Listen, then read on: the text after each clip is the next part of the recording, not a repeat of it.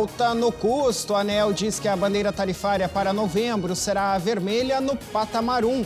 Rio Grande do Sul, que estava com uma das economias mais fragilizadas no início deste mandato estadual, dá sinais de recuperação. Argentina elege Alberto Fernandes como novo presidente.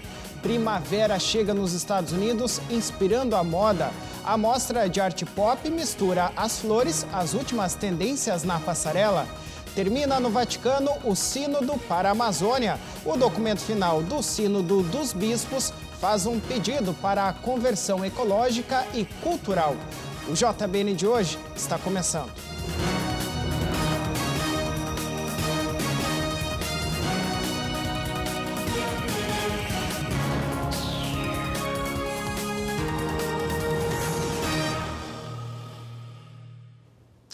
Olá, uma ótima noite para você. Hoje é segunda-feira, dia 28 de outubro de 2019.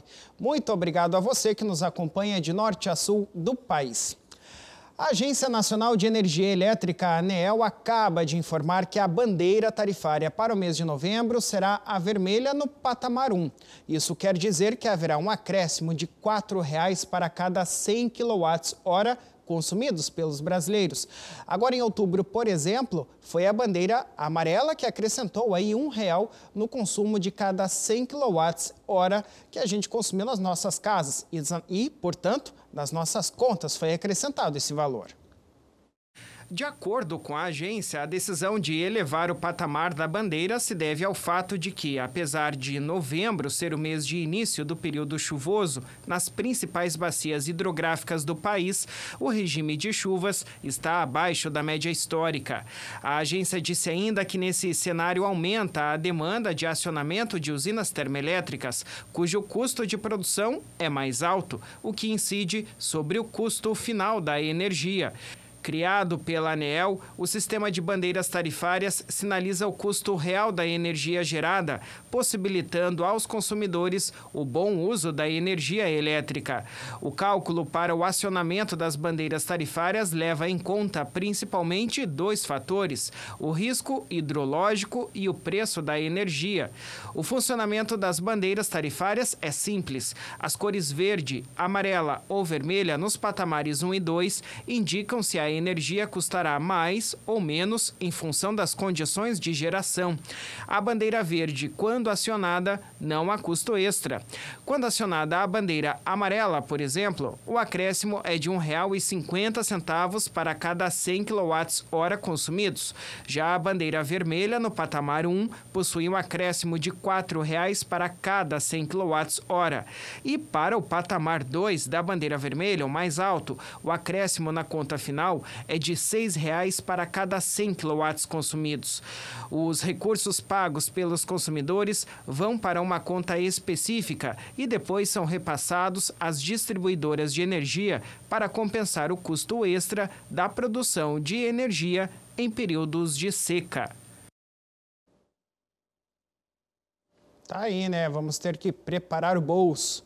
Olha, o Rio Grande do Sul manteve ao longo do primeiro semestre as taxas de crescimento superiores às do país, mesmo com um contexto desfavorável, como a redução nas exportações e a fragilidade na retomada da atividade econômica brasileira. O estado foi um dos que iniciou aí a gestão atual do estado com um dos cenários econômicos mais desfavoráveis aqui no país. A perspectiva, de acordo com o boletim de conjuntura divulgado na última semana pelo Departamento de Economia e Estatística, o DEE, vinculado à Secretaria de Planejamento, Orçamento e Gestão do Rio Grande do Sul, é de que os índices se mantenham acima dos registrados no Brasil também na segunda metade do ano. O documento elaborado pelos técnicos do departamento analisa as questões mais importantes da conjuntura internacional, nacional e regional observadas até o mês de setembro, com foco no Rio Grande do Sul. A alta de 3,8% no Produto Interno Bruto, o PIB do estado, no primeiro semestre, foi a maior dos últimos 6 anos e acima da registrada no país, que foi de 0,7%. Sendo impulsionada pelo desempenho positivo da agropecuária, com 7,2%, e da indústria de transformação, com 5,5%. A gente está trazendo o boletim para conseguir contextualizar o que acontece no Rio Grande do Sul, no ambiente internacional e o que está acontecendo no Brasil. O que explica, por exemplo, um ano como esse, que a gente está crescendo mais do que o Brasil, e o que eventualmente pode explicar um ano em que a gente está crescendo menos do que o Brasil. Então a gente traz esse boletim para tentar contextualizar a economia gaúcha no que está acontecendo no mundo e na economia nacional. A respeito da queda das exportações gaúchas, que foi de 16,2% no acumulado do ano entre janeiro e setembro, e da dificuldade de recuperação da economia brasileira, o segmento metal-mecânico se destaca com o crescimento da produção de veículos, produtos de metal e máquinas e equipamentos. E a gente acha que é importante esse tipo de publicação, porque diversos agentes econômicos estão tomando decisões de investimento, de consumo, gestores públicos estão tomando decisões, e é importante que eles entendam qual que é o cenário que a gente está hoje no Rio Grande do Sul. O mercado de trabalho, contudo, ainda não mostra sinais consistentes de recuperação. A taxa de desemprego no estado permanece estável e das novas posições registradas no segundo trimestre, aproximadamente 30% se referem a ocupações por conta própria sem CNPJ, caracterizadas então pela informalidade e pelos rendimentos abaixo da média. Da economia, a gente vai para o esporte. Veja agora os gols do final de semana pelo Campeonato Brasileiro. Não demorou muito, o cronômetro marcava apenas 17 minutos e Rossi já estufava as redes na Arena Castelão. Mas os donos da casa não desistiram e conquistaram a igualdade com Bergson, que aproveitou o rebote para deixar o seu. Ceará 1, Vasco também 1. Após triangulação, Guerreiro recebeu na área e tocou no canto para abrir o placar na Arena Fonte Nova. Logo na sequência, apenas 3 minutos depois, Nino Paraíba recuou mal e Guilherme Parede ampliou. O tricolor da Boa Terra descontou com Arthur, mas levou um balde de água fria porque o Colorado tem Guerreiro e ele fez esse belo gol logo na sequência. Juninho ainda fez mais um para os mandantes. Resultado final, Bahia 2, Internacional 3. O Verdão catarinense calou Maraca com Everaldo, mas o tricolor carioca conseguiu salvar um pontinho com Marcos Paulo. Fluminense 1, Chapecoense também 1. O Mineirão tremeu aos 34 do segundo tempo com o gol de Orejuela. Mas o Leão da Pisse é valente e buscou a igualdade 3 minutos depois com o Wellington Paulista, que aos trancos e barrancos empatou. Cruzeiro 1, Fortaleza também 1. Aos 5 do segundo tempo, Antony fez boa jogada e cruzou para Igor Gomes estufar as redes no Morumbi. Aos 11, Vitor Bueno recebeu em profundidade, com a perna esquerda finalizou sem chances de defesa. São Paulo 2, Atlético Mineiro 0. Foi a equipe esmeraldina que saiu na frente na Arena da Baixada com Rafael Moura. Mas na segunda etapa, o Furacão destruiu a defesa adversária, a começar com Léo Pereira. Depois foi Rony, que abusou da velocidade para ficar de cara com Tadeu e ampliar. Aos 16, Adriano pegou o rebote de primeira e ampliou. O rubro-negro continuou em cima, mas o último gol veio apenas nos acréscimos com Marco Ruben. Atlético Paranaense 4, Goiás 1. Daverson subiu mais que a marcação e deixou o seu na ressacada. Os donos da casa conseguiram igualar após cobrança de penalidade máxima. Até que, aos 40, com a ajuda do VAR, o árbitro marcou um pênalti ridículo para o Alviverde. Scarpa bateu e decretou mais um triunfo para o Palestra. Avaí 1, Palmeiras 2. O cada vez mais líder do Brasileirão voltou a vencer, dessa vez com o solitário gol de Arrascaeta. Flamengo 1, CSA 0. Tá aí, final de semana cheião de gols, né? Veja depois do intervalo que a Argentina tem um novo presidente. Alberto Fernandes foi eleito o novo mandatário do país. Nós já voltamos com os detalhes, é rápido.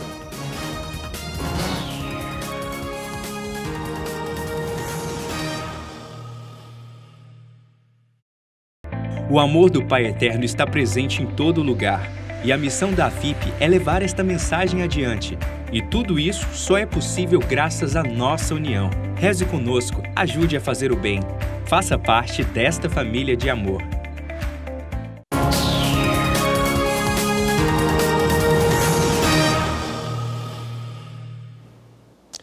Muito bem, estamos de volta com o JBN desta segunda-feira. Olha, neste domingo, os argentinos escolheram o novo presidente do país. Alberto Fernandes foi eleito o novo mandatário junto com a ex-presidente Cristina Kirchner. Ela é a vice na chapa. Maurício Macri, o atual presidente, foi derrotado no primeiro turno, assim como já previam as pesquisas eleitorais de agosto. Com 97,4% das urnas apuradas, Fernandes já tinha 48,02% dos votos, contra 40,46% de Macri. O resultado já garantiu a vitória do kirchnerista, porque na Argentina, o candidato vence no primeiro turno se obtiver mais do que 45% dos votos. Fernandes nunca concorreu a um cargo majoritário. Ele é um dirigente peronista, a principal corrente política do país, e foi escolhido pela ex-presidente Cristina Kirchner para liderar a chapa. O presidente eleito foi uma surpresa na campanha eleitoral no país. Peronista moderado e pragmático, o professor de Direito da Universidade de Buenos Aires foi alavancado pela companheira de chapa. Em um discurso a apoiadores, Macri reconheceu a derrota e convidou a Fernandes para um diálogo durante um café da manhã na Casa Rosada nesta segunda-feira. Enquanto Fernandes, Kirchner e Macri discursavam, a diretoria do Banco Central Argentino se reunia para discutir medidas para conter a subida do dólar frente à moeda local. Em seguida, anunciou que pessoas físicas terão, a partir desta segunda-feira, um limite de $200 de compra de moeda americana por mês. Com décadas de inflação e desvalorização cíclicas, os argentinos estão acostumados a se refugiar no dólar como forma de poupança. O novo governante assume no dia 10 de dezembro. O mandato presidencial na Argentina é de 4 anos e é permitida apenas uma reeleição.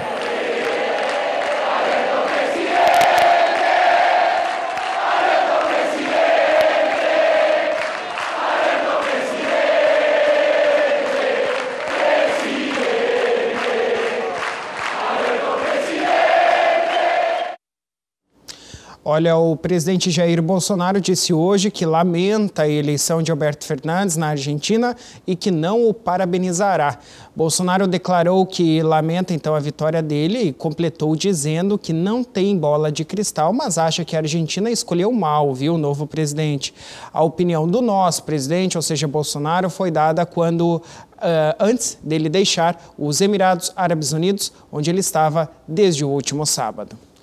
Olha, das eleições da Argentina para a moda nos Estados Unidos. Olha só que tendência diferenciada. Em Nova York está acontecendo um dos maiores eventos de moda do mundo, aliado à primavera, viu? A mostra de arte pop mistura as flores, as últimas tendências na passarela e está exposta dentro de vários shoppings da cidade.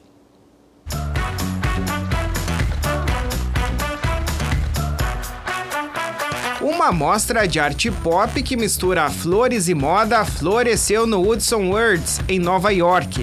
Fleur-de-Ville is all about a celebration of local floral talent. So we've got 14 beautiful mannequins here, all dressed in nothing but fresh flowers, to stop people in their tracks, to engage, make people happy. Flowers make everybody happy.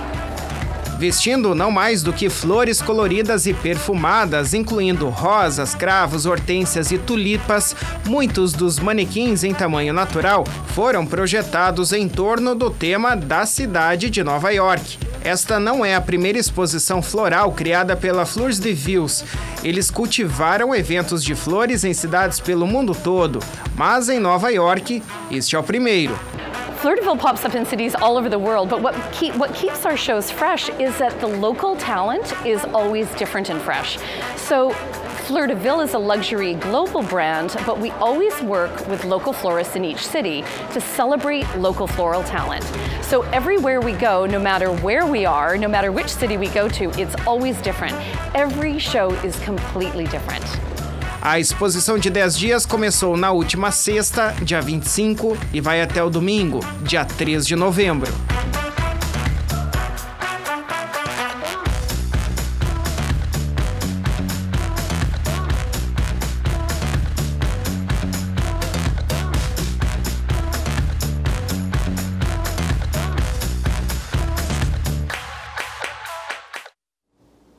Extravagante, né? Mas bacana. Olha, nos últimos 40 anos, Manaus foi uma das cidades amazônicas que mais recebeu migrantes em todo o Brasil. E este crescimento foi consequência direta das ondas imigratórias que atingiram a metrópole nos últimos 100 anos. Na reportagem a seguir, você vai conhecer as principais comunidades que fizeram parte da história socioeconômica da capital nos últimos 350 anos da cidade, que foram celebrados na semana passada.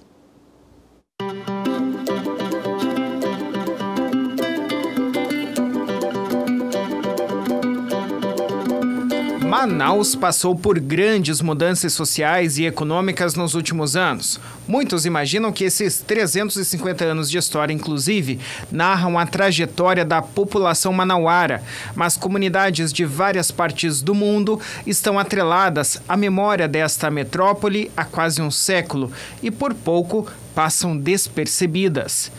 A Amazônia, ela é palco de dinâmicas demográficas que a transformam na última fronteira, entende? De deslocamentos, né, que agora, inclusive, se somam também os deslocamentos, digamos, de origem estrangeira, como o caso dos haitianos, né, venezuelanos, também peruanos e colombianos. Devido à região fazer fronteira com outros países da América do Sul, diferentes povos passam pela capital. A lembrança mais recente que Manaus tem com esses fluxos migratórios foi a chegada de índios venezuelanos que mudaram de vez o cenário da Amazônia brasileira. E o Brasil, no caso aqui de Roraima, né, em primeiro lugar, e depois o Amazonas, né? Roraima é realmente a porta de entrada. E você vê, a cidade se modificou com a presença venezuelana lá, entende? Inclusive com vários aparatos, né, de recepção, saúde, educação, alimentação, etc., que hoje marcam um pouco o cenário, a paisagem de Boa Vista, entende? O governo do estado, por meio da Secretaria de Assistência Social do Amazonas, deu início a atendimentos socioassistenciais para esta comunidade. Entre eles está o projeto Acolhida. Nós temos uma equipe interdisciplinar com psicólogos, assistentes sociais, nós temos uma coordenação que fica no abrigo. E eles têm todo o processo de acolhimento, de encaminhamento para as políticas públicas que são necessárias de saúde, educação. Hoje a gente está no abrigo com uma sala da CEMED, que dá o apoio para as crianças. Algumas comunidades foram para Paris dos Trópicos, como é conhecida também Manaus, e tiveram grande impacto na economia local, como os árabes e os palestinos. Os imigrantes da chamada primeira geração chegaram na cidade como refugiados na década de 60, nos tempos áureos da Zona Franca e do comércio portuário. Atualmente, a influência desta comunidade no comércio manauara é clara. Hoje, o comércio de Manaus, ele é totalmente palestino. Se você for para a Palestina, para um comércio de lá, e vir aqui para o comércio que é o nosso centrão, que é o nosso bate-palma, né? Ele é assim, lá a Palestina é assim. Então, nós é que introduzimos esse tipo de comércio, foram nós, os palestinos, eles já trouxeram essa maneira. A diferença cultural pesou muito nos primeiros anos desta comunidade em Manaus, mas deu espaço para uma troca de saberes que vão durar por anos ainda. A diferença cultural ela é extrema, religiosa, alimentar, e eu acho que é uma barreira muito grande que é a língua, né? Então, a maior dificuldade que nós tivemos quando chegaram aqui realmente foi a questão de comunicação. Claro, no dia a dia, o convívio e a necessidade foram adaptando o português, né, a sua língua, ficando com sotaque bem forte, mas conseguindo a comunicação mais breve. A gente traz a nossa cultura para Manaus, a gente leva a nossa cultura para o amazonense, mas também a gente leva a cultura de Manaus quando a gente vai para a Palestina. A gente leva a nossa farinha, o nosso tucumã, o nosso feijão, até para quando a gente vai para lá.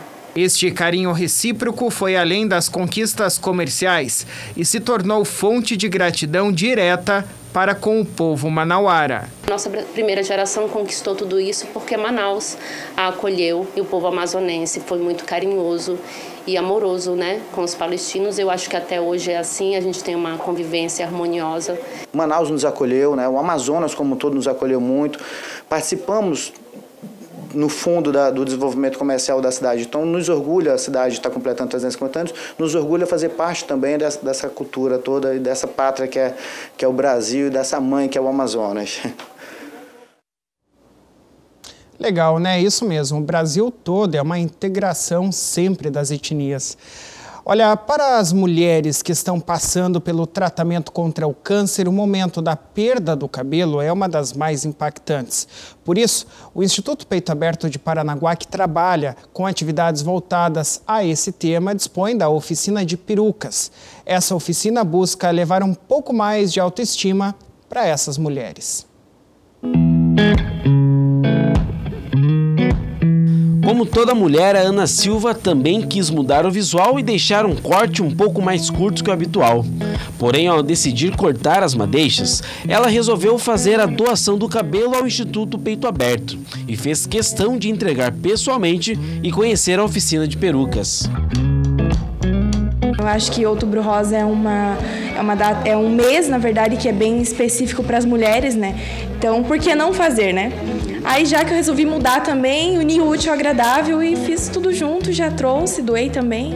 Atualmente, são mais de 150 perucas disponíveis no Instituto, sem contar todas as outras que já foram doadas para pacientes cadastradas no projeto. Depois essa peruca vai para o banco e a paciente, quando chega, ela escolhe, né, qual que ela se identifica ali. Depois que ela escolheu, ela leva essa peruca. A gente tem um salão parceiro que faz a lavagem, o corte dessa peruca para deixar bem do jeitinho que ela idealiza ali naquele momento. Para muitas pacientes, o efeito colateral mais temido e angustiante do tratamento contra o câncer é a perda do cabelo. Se essa perda incomoda muito, o uso de perucas pode ser a solução. E a doação da Ana Silva vai ajudar e muito a nascer um novo sorriso em uma mulher. O cabelo mexe muito com a autoestima da mulher, como você mesmo falou. Então eu acho que um pouquinho só que a gente ajude, cortando, doando, a gente já vai cortar o cabelo, é natural do ser humano cortar, né? Mulher ainda mais que gosta de estar sempre mudando cor, corte, progressiva, enfim, N produtos no cabelo. Então eu acho que unindo o útil ao agradável, em doando e ajudando alguém, a gente se sente bem e ajuda alguém também, né? E o Instituto Peito Aberto é feito de doações, como essa aqui, ó, que a Ana trouxe hoje. Então eu vou entrar aqui na oficina de perucas. Com licença, meninas, tem um presentinho para vocês aqui, chegou mais uma mechinha. Ale, o que essa mecha aqui vai ajudar em vocês? Então, essa mecha aqui, ó, vai ajudar nós terminarmos essa peruquinha aqui, ó. Todo cabelo que chega como doação ao Instituto Peito Aberto é cadastrado no banco e, a partir disso, o cabelo é selecionado, lavado, costurado e depois colocado nos caps, formando a peruca. Quem coordena a oficina de perucas é a Alê, que trabalha com sua equipe uma tarde por semana. E é de lá que sai o motivo do sorriso de muita mulher. Eu tenho uma equipe com 10 voluntárias, né? Então elas vêm e o cabelo é costuradinho aqui, é processado tudo aqui. A limpeza do cabelo, né? Ou selecionar o cabelo, então é tudo feito com as meninas, todas as voluntárias. É lindo de ver como essas voluntárias se dedicam na confecção das perucas. Costuram, ajeitam daqui, ajeitam dali e confeccionam perucas de qualidade. Mas falando nisso, fui desafiado a colocar uma dessas perucas. E olha só, confesso que até gostei do meu novo visual. Olha que bonito! Olha isso!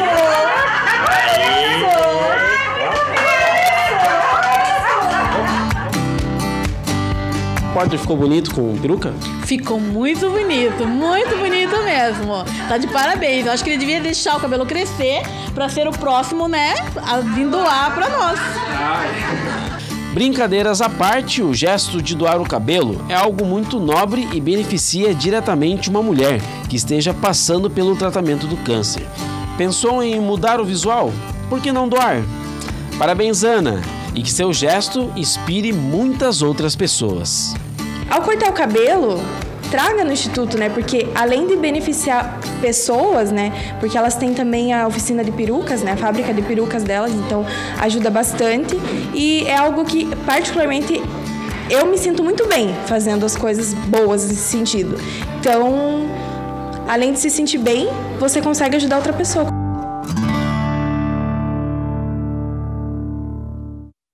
É isso, parabéns a Ana, né, pela atitude. Eu também acho, viu, que o Michel deveria deixar o cabelo crescer ali. Nós vamos fazer mais um intervalo e daqui a pouquinho você vai ver conosco que terminou no Vaticano o Sínodo para a Amazônia. Não sai daí, nós já voltamos.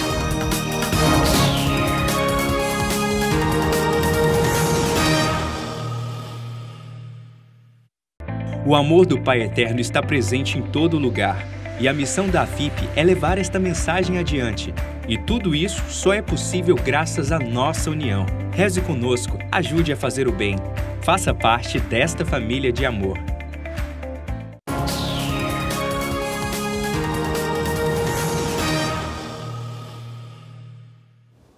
Estamos de volta.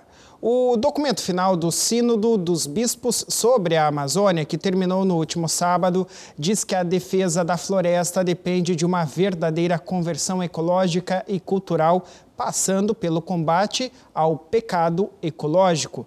Por mais que o Papa Francisco já tivesse mencionado a Convenção Ecológica em sua encíclica Laudato Si, em 2015, o conceito de fato de pecado ecológico foi elaborado somente agora, durante o Sínodo. O documento propõe que o desrespeito à natureza, ou seja, atos como incêndios criminosos e o desmatamento, seja visto como uma nova forma de pecado por representar um desrespeito ao Criador, ou seja, Deus e a sua obra, que são o planeta Terra e todos os seres vivos. Entre os temas mais polêmicos do documento, o Sínodo também propõe a ordenação de homens casados, em alguns casos, para suprir a falta de padres na Amazônia. Os membros do encontro pedem para participar da discussão sobre o diaconato feminino na igreja com suas experiências. O diácono é um ministro dedicado ao serviço na igreja e está 1 grau abaixo de um padre. O diácono não pode celebrar missas, ouvir confissões, nem ungir os enfermos. Atualmente, somente homens podem ser diáconos, mas há evidências de que mulheres realizaram serviços parecidos no passado.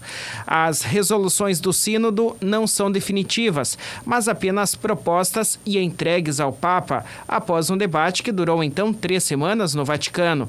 Participaram do encontro cerca de 250 pessoas, entre bispos, religiosos, líderes indígenas, membros de outros grupos religiosos e especialistas nos temas da Amazônia. Cabe agora ao Papa decidir o que fazer a partir do documento. O texto final do Sínodo sobre a Amazônia foi votado por 181 participantes que têm direito a voto, os chamados padres sinodais.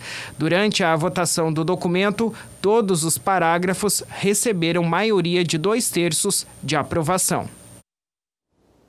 Muito bem, a gente vai agora até o Vaticano falar diretamente com Silvanei José, que tem mais informações para a gente sobre o fim do Sínodo para a Amazônia.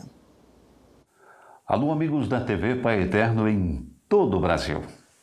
Concluiu-se na manhã de ontem com a missa celebrada pelo Papa Francisco na Basílica de São Pedro, a Assembleia Especial do Sínodo dos Bispos para a região panamazônica.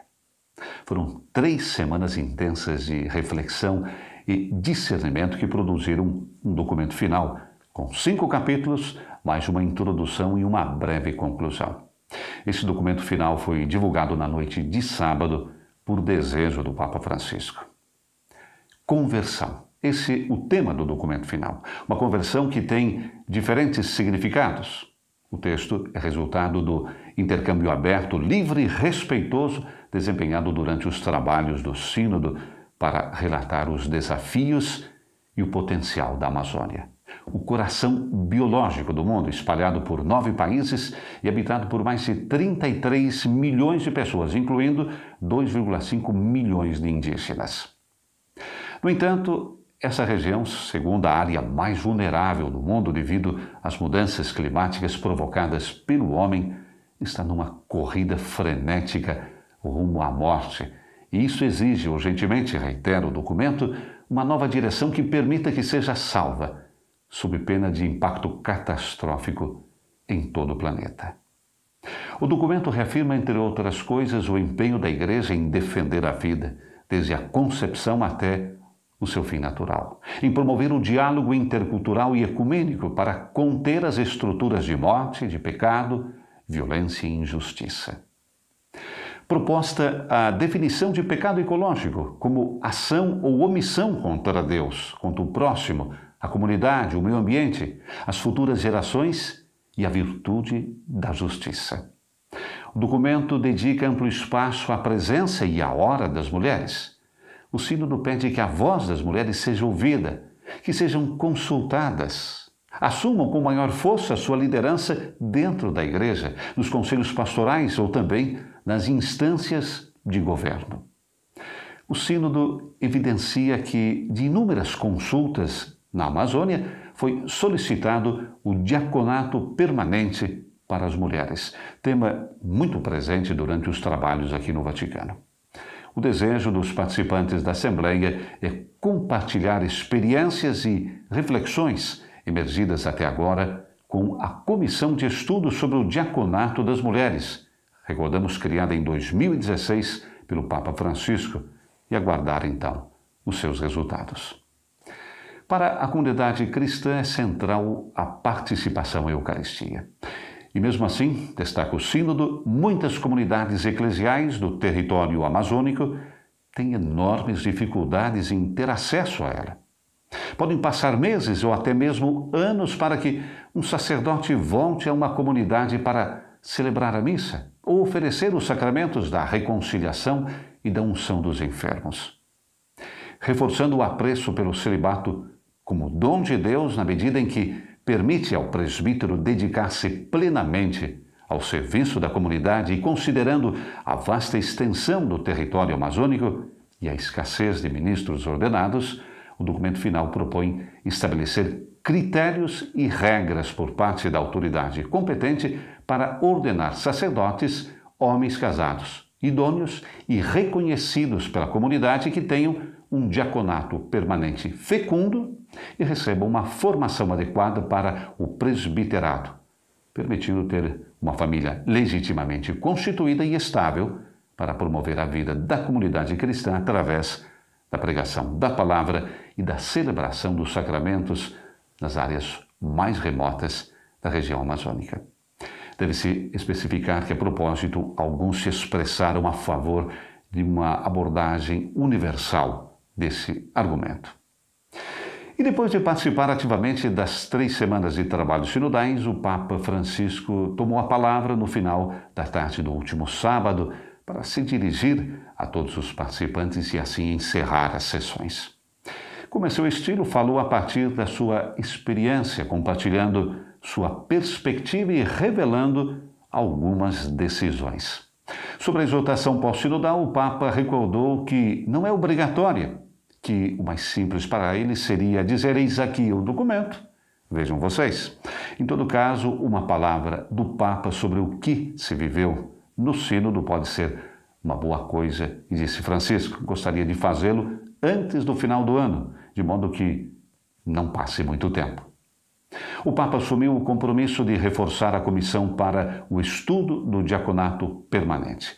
Recolho o desafio que foi lançado, um desafio pelas mulheres. Que sejamos ouvidas, disse. Recolho esse desafio, disse em meio aos aplausos. Quanto à abertura a novos ritos, Francisco disse que esse aspecto cabe à congregação para o culto divino e se pode fazer seguindo certos critérios. Por fim, os agradecimentos a quem trabalhou escondido nas secretarias e também aos meios de comunicação. Aos profissionais da imprensa, um conselho de Francisco. Do documento final, ressaltar sobretudo a parte da diagnose feita, porque é realmente a parte em que o sínodo mais se expressou. Diagnose cultural, social, pastoral, ecológica, porque a sociedade deve assumir a sua responsabilidade. Mais importante do que saber do que foi decidido sobre um aspecto particular, disciplinar, ou qual partido venceu, é saber que todos vencemos com as diagnoses feitas e com o que foi avante nas questões pastorais e intereclesiásticas. Francisco falou de grupos da elite cristã, sobretudo católica, que se preocupam com as miudezas e se esquecem das grandes coisas. No Ângelus de ontem, Francisco disse que nesse sínodo tivemos a graça de escutar as vozes dos pobres e refletir sobre a precariedade das suas vidas, ameaçadas por modelos de progresso predatórios. O clamor dos pobres é o clamor da esperança da Igreja. O grito dos pobres, junto com o grito da terra, veio até nós da Amazônia. Após essas 3 semanas, não podemos fingir que não ouvimos o grito deles. De Roma, para a TV Pai Eterno, Silvonei José. Esse de fato foi um grande encontro lá no Vaticano. Olha, no último fim de semana, o programa Justiça no Bairro, que existe há mais de 15 anos no Paraná e que leva a justiça rápida e gratuita à população, esteve no litoral do estado juntamente com uma outra iniciativa, esta daí em nível nacional, que é o Sesc Cidadão. Várias cidades como Matinhos e Paranaguá, lá no litoral, portanto, foram beneficiadas com os serviços de pensão alimentícia e divórcio, por exemplo. Mas o que mais chama a atenção neste projeto é o casamento coletivo. E a Bruna Letícia foi conferir este momento lá em Matinhos. Encontrar a metade da laranja, a tampa da panela, alma gêmea. Encontrar o homem ou a mulher da vida pode não ser tarefa fácil, mas quando acontece, tudo fica leve e colorido. E não dá para deixar escapar, principalmente quando juntos, formam uma combinação única. Gabriel e Gabriele. Tudo combina então nesse casal? É, o nome. Até o nome. E na nossa rua se chama Gabriel de Lara. É tudo Gabriel. Filho, quem sabe? Vai vir Gabriel, será? Gabriele. Vai ter que ver, né? O Gabriel e a Gabriele estão juntos há quase 5 anos. Após a convivência de anos, decidiram oficializar a união. Uma mudança na minha vida, né? Porque sem ela na minha vida eu não era muita coisa assim, saber. Mas com ela eu mudei meu jeito de ser. Sou mais feliz e quero viver bem, sabe?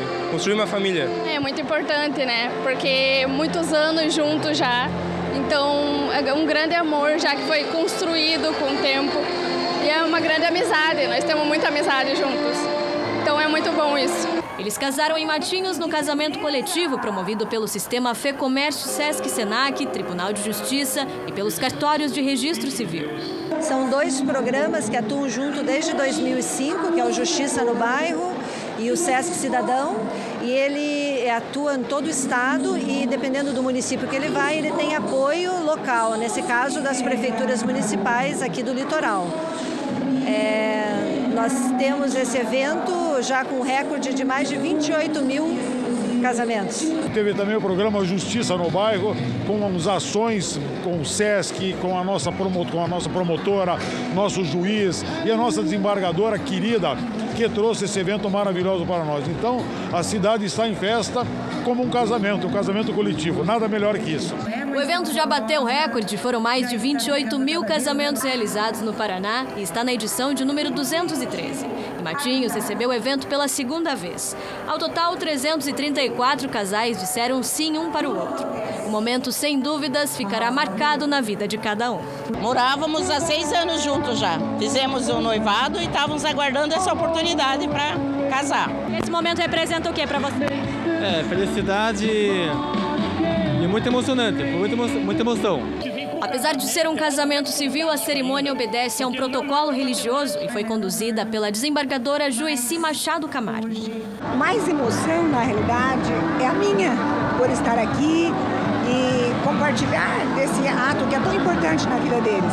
Você percebe que durante o dia, no momento em que eles estão aqui já se arrumando, o passeio ali na frente, olhando a praia, é uma expectativa de sonhos que eles realmente já tinham. Então, viver este momento, vir de Paranaguá, vir de Morretes, Guaratuba, mas viver esse momento aqui é algo que é de cada casal, é um momento especial só deles, é um momento em que eles revitalizam as suas emoções e reafirmam o seu compromisso perante todos nós. Durante a cerimônia teve a troca de alianças e o famoso eternamente pro resto da vida. O casamento possui vários significados, mudança de estado civil e da própria vida amorosa de quem casa. Há também o sentimento daqueles casais que foram só para assistir à cerimônia, de reviver o momento. E os melhores votos de que o casal terá uma trajetória feliz. O nosso amor por vocês. Aí, felicidade aos noivos, né?